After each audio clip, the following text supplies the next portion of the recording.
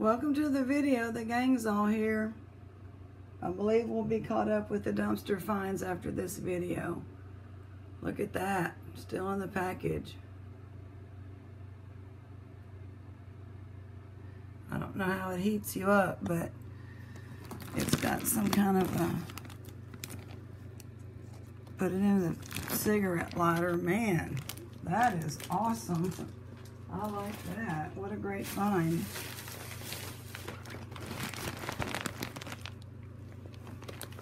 Oh, this one we've already been through, sorry.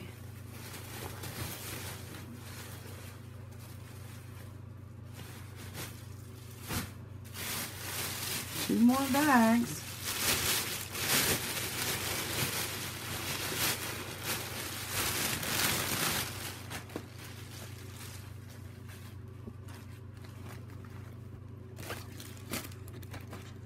Okay. We had a plastic one too. That's cool, new in the package.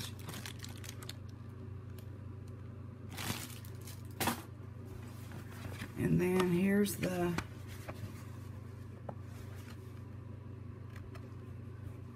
little tote. And you just add stuff to it. Brand new. I like that. Polka dots. Don't see those very often. I don't know if this is a little group of napkins here. So I've got one in my lap. There's one. The polka dots have a small, you know, it's like there's not a complete set of anything.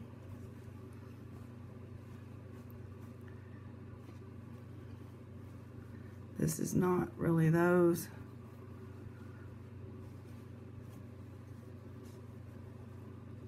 So I can't really sell that as complete sets. This is some material, animal print, very cool. Here's 3 of these, no, 2 of them. They are pretty. I mean, all this material would be nice to... This is a vintage, that avocado green. And that unfolds again. That's pretty. I like that. I might use that in my room. And some of these linens.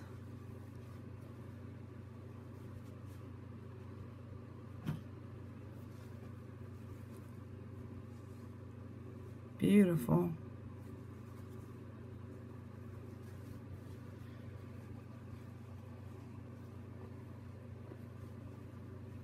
I really like these, so we're gonna, I don't know,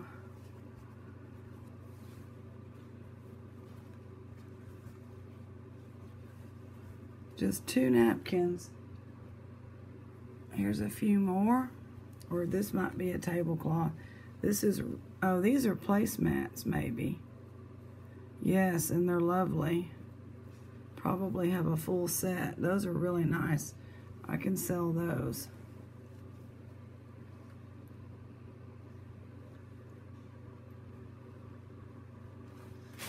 And the very last bag.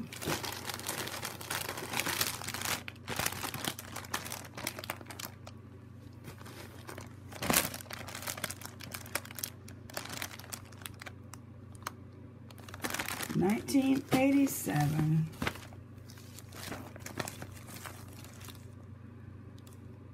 I like that. To Everything There Is a Season. This is from 2000.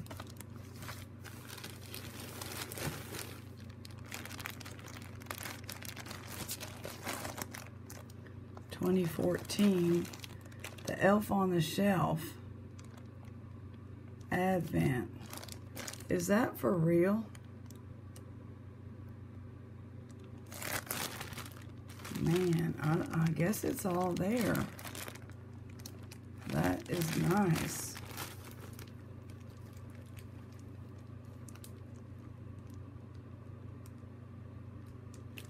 I can't believe that price.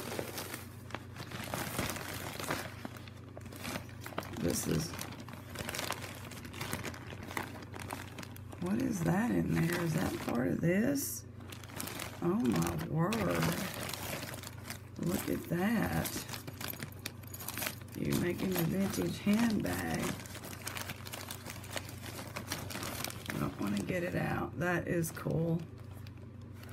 You know, made in the USA, you know. This is really cool. I ought to be able to sell that on Etsy. Last item, 1996. Another pricey Christmas cat by Drusilla. Wow, okay. So, and here's the bag. See, that's how they do it. So, thank y'all for joining us. And we're going to have a little reading.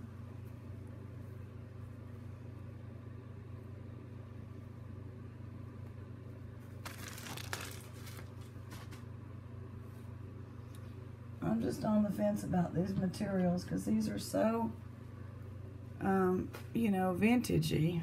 So I'm just going to set it aside and see what we can do about it.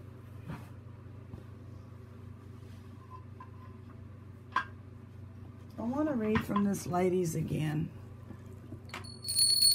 So this will be kind of a lengthy, not super long, but it'll make up for the fact that I haven't been reading a whole lot in the last few dumpster videos.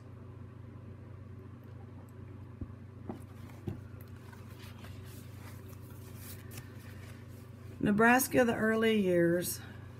Picture this granny type who was just taking down her dusty file shoebox of Valentines from the top shelf of a closet. There are really 3 pictures here. What it should be, a dignified lady in long, beruffled white dress. What it actually is, a not-so-dignified lady in a sloppy sweatsuit, no shoes. What it once was, a young girl in midi blouse and pleated skirt, shining eyes. There's a picture. The 65-year-old Valentines are taken out and examined one by one. Hearts and flowers, cupids in white paper lace inscribed with names that can no longer bring back faces. There is one that is special, a stand-up much larger than the rest. A sugary concoction of garlands of flowers supported by white pillars. Pretty perfect little boy and girl in decorated cart pulled by prancing pony. Cupid keeping watch over all. The name on this one does bring a face to just barely within remembering distance, along with the shining eyes of the girl in the midi blouse. Midi. Picture a country schoolhouse, 1 room for 8 grades, precisely placed rows of desks. This is February in Nebraska, so there are probably ridges of snow on the windowsills, deep drifts beyond that. Inside, a round oak coal-burning stove is making winter music. On it, there may be a pot of simmering tomato soup or cocoa placed there by a teacher who, possibly years ahead of her time, thinks that young stomachs needed something hot at noon. There is on the teacher's desk a large decorated box, a slot cut in the lid through which students have dropped their Valentines, the names of intended recipients carefully and sometimes shakily written thereon. Just before the end of the school day, the box is open and the Valentines are passed out. The shining-eyed girl in a midi blouse takes hers home, looks at them again and again, pictures a face to go with each name. Later, they will join other hoarded treasures, and still later, sometime during the next 65 years, will be carefully placed in a shoebox.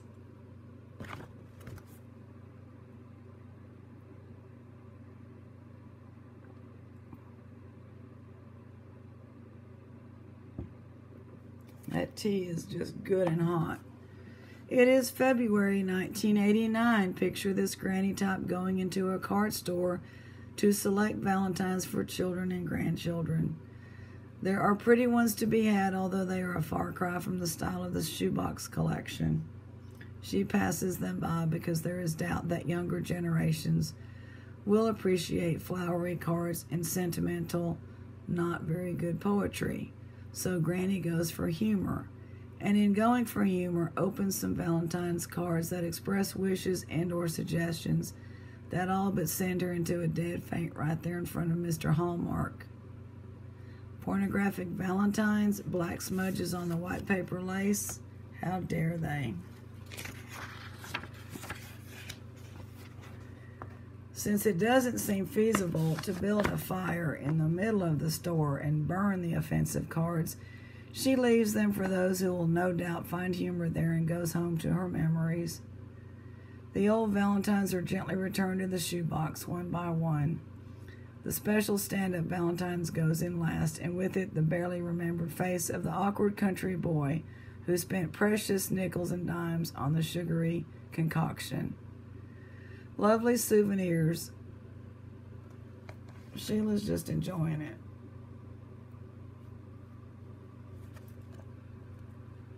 Lovely souvenirs of a long ago, forever gone time. Once again, relegated to dusty darkness. The little girl in the midday blouse refuses to be boxed in. Midi blouse. She pops up at inappropriate moments and is probably at least partially responsible for the granny who schleps around in a sloppy sweatsuit, no shoes. It is February 2054. Picture this granny type going through her box of 65-year-old pornographic Valentines. She looks at them one by one, reads the names inscribed thereon, tries to remember faces. Perhaps there is one that is special, one that brings back memories of young romance. She places the Valentines gently in the dusty box to be saved for another journey into reminiscence another year. I don't know about the rest of you, but I'm having a hard time picturing that. Okay, so we'll do coat locker philosophy next. Y'all have a wonderful week.